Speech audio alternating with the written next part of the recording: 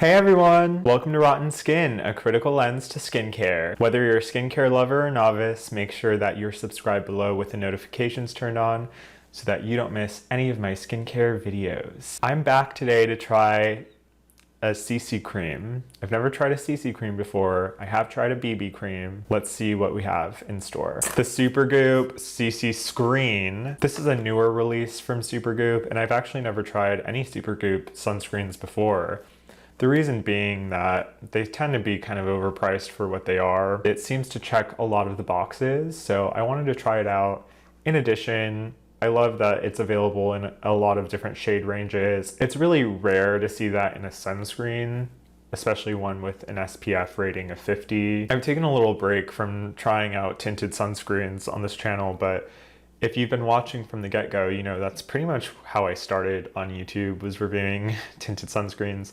And earlier this year, I was really trying to find a good match for my skin tone, which was actually a pretty involved process. I tried several, ended up deciding that I like the dermatology one, I like the tinted coats primer. What's the other one that I like? This video is very well planned out, as you can tell. What's the other one I like? Why can't I think of it? Blah, blah, blah. Blah, blah. Well, we're off to a great start. Let's see. Oh yeah, the Sunbum Tinted Mineral Sunscreen. These are all good for different reasons, and I have a video on each that you can always check out, but I'm very excited to try this today, so let's get into it. So the reason I really like tinted sunscreens is because they include a component, iron oxides, that have been shown to protect against the pro-pigmenting effects of visible light, namely blue light. Some researchers have stated that you need somewhere around 3 to 4% iron oxides in a formula in order to provide adequate protection from visible light. And unfortunately, most products do not list the concentration of iron oxides. Generally speaking though, the higher the coverage, the more iron oxides you would expect to have in the sunscreen, or even titanium dioxide. Basically, to prevent visible light-induced hyperpigmentation, you need something visible on the skin that's really going to prevent visible light from penetrating. And we know that visible light can go quite deep into the skin and create free radicals, which then inflict damage, can attach to collagen, elastin, and really deplete those structures in the skin. So it's definitely a good idea to incorporate iron oxides in any way. Ideally, you do a full coverage solution, but since most people don't really enjoy that, including myself, it's good to find it in something like a sunscreen. So let's go over kind of the product highlights on the website of Supergoop. They say that it's an ultimate super clean skincare meets makeup meets SPF CC cream.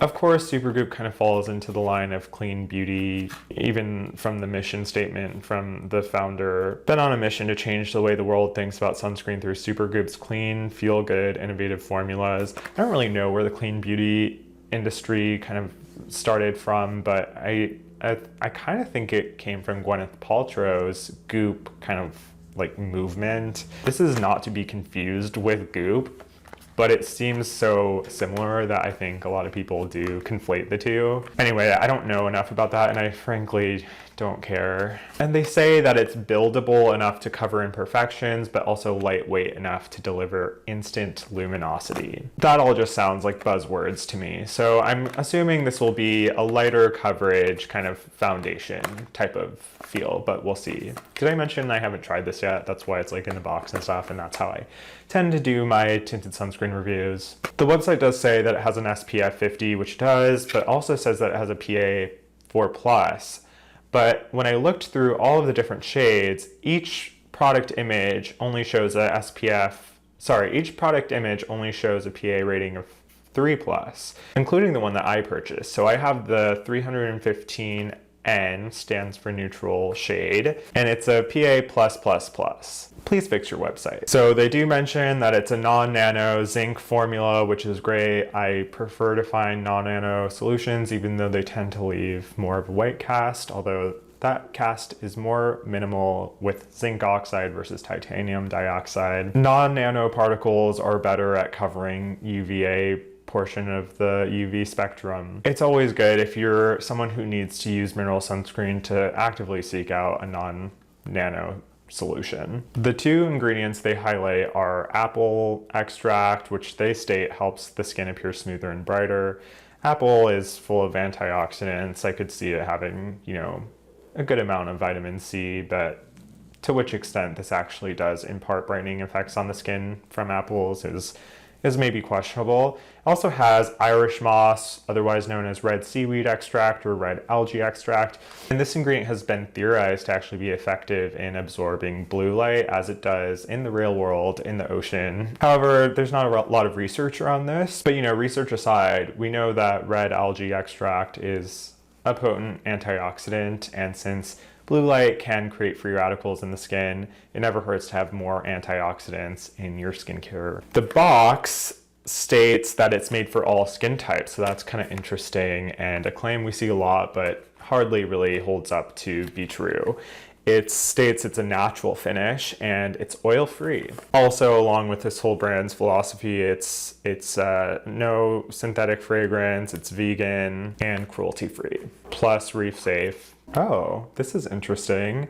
I actually didn't see this, but next to their SPF rating, they actually provide a full report. And also just the fact that they provide a PA rating is great. You rarely see that in US sunscreens. But back to the shade. So I chose my shade by using their Find My Shade calculator quiz survey thing.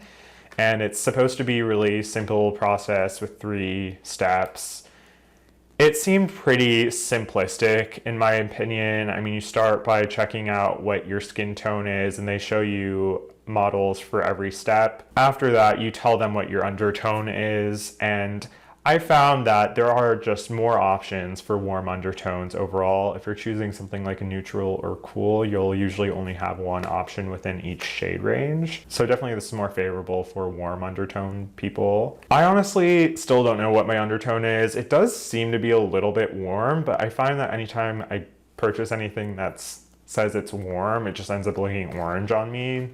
And even the neutral shades oxidize to be slightly warm in my experience, and so I always go with just neutral because I feel like my skin tone is a little bit more neutral than anything else. The model pictured for this shade does seem to be a little bit lighter in skin tone than me, so it'll be kind of interesting, but the shade up from that seemed a little too dark and I just really don't want to look orange. We'll see how this goes. It's a 1.6 fluid ounce bottle. It retails for $39. I got it at Nordstrom for $31. It was on sale.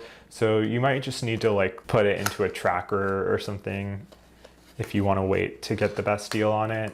$39 it's a lot in my opinion, especially for what this is. It's a pretty basic formula. I mean, in addition to what we already mentioned, they also have some glycerin and sodium hyaluronate, so it might be a nice hydrating sunscreen potentially. So in terms of the sunscreen filters, it is again a mineral sunscreen, 4% titanium dioxide and 20% zinc oxide. And then of course it has iron oxides at an unknown concentration, but you know, it's the main reason why I am even interested in this in the first place.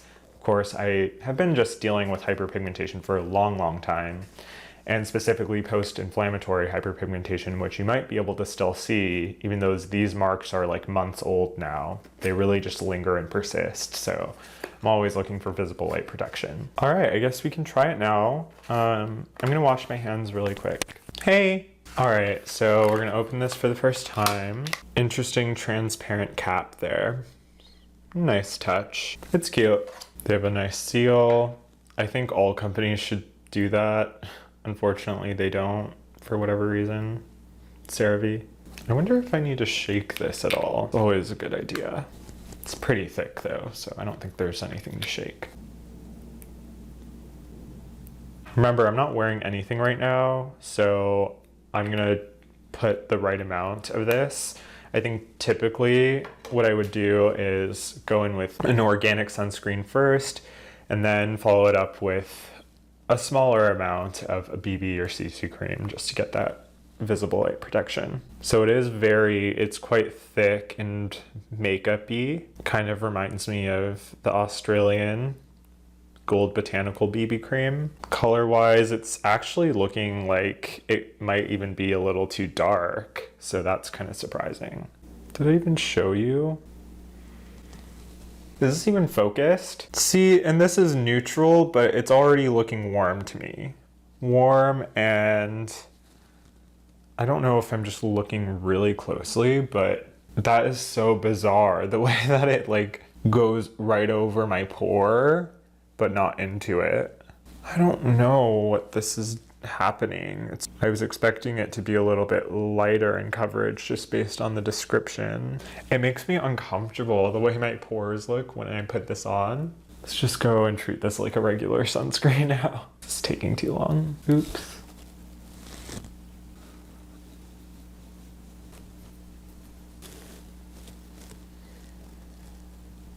Thinking it looks pretty decent on camera. Definitely like a makeup look. It's something you might want to use a dedicated primer for, actually. No, maybe I take that back. I don't know what I'm saying. Okay, yeah, it's definitely like a high coverage. If you're using the correct amount, this is like a very, very foundation-y kind of a thing. So I would just really compare this to the Australian Gold Botanical Sunscreen, which comes in less shades, but it's significantly cheaper. Unfortunately for me, that one in the medium shade was just too orange and dark, whereas the light shade was too light. Didn't have really a choice there. In terms of like how natural it looks, it's not a perfect shade for me, but I feel that a shade up would be too dark, and maybe we need to give it a little bit more time to set down. It's in my eyebrows, so that's not looking great. Hairline's looking fine. I tried to avoid that area. Beard line's looking decent as well. Not a big deal. It's pretty good overall.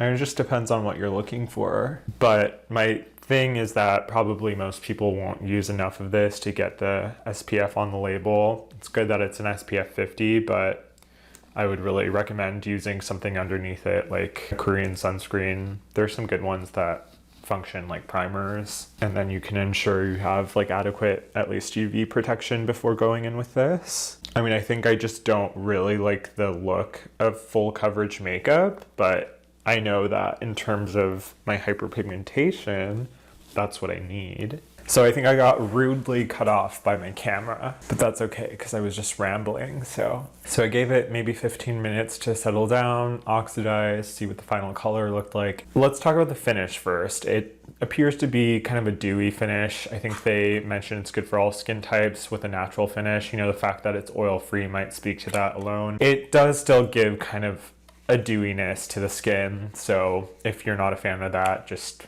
understand that. In terms of the color, it really did oxidize even more, to the point where it's looking like a little too warm for me, which is, you know, I don't know. I went with neutral for that reason because I figured it would still maybe be a little on the warm side. But yeah, I would still consider this a warm undertone.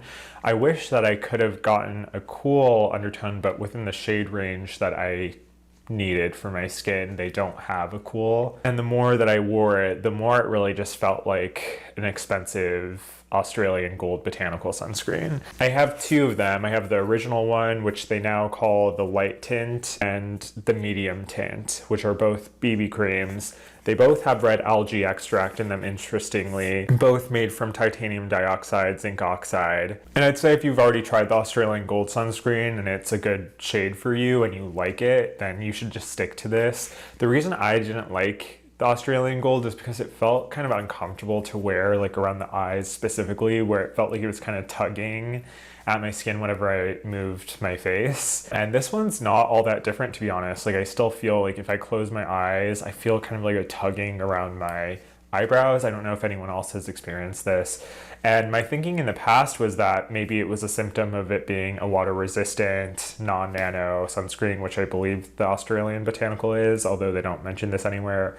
But it is reef safe, so I think it's safe to assume it's non-nano. Because the CC Screen is not water resistant, that doesn't really seem to be the culprit. So yeah, basically what I'm saying is that you're paying more than twice the price for half the sunscreen. Maybe I didn't say this, the Australian Gold is 3 fluid ounces, and the price can range anywhere from $12 to $17. Would I buy again? Probably not. I mean, what you're getting is the ability to get a more custom match for your skin, whereas you're limited with the Australian Gold to a few colors. So I probably won't buy again because it's not really even comfortable to wear in the first place, for me at least. Some people don't find that with Australian Gold, and so if that's you, then you're probably gonna feel the same way about the CC Screen, that it's good.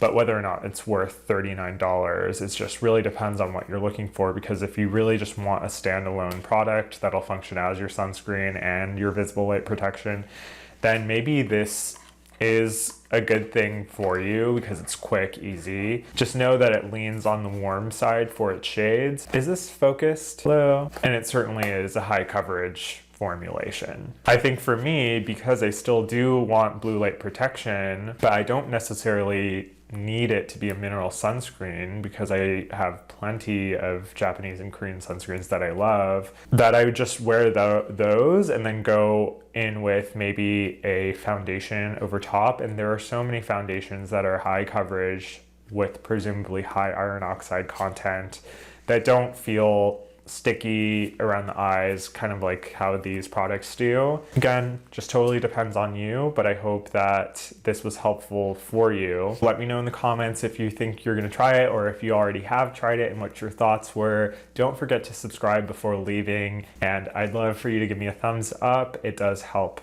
my channel grow. Take care, everyone.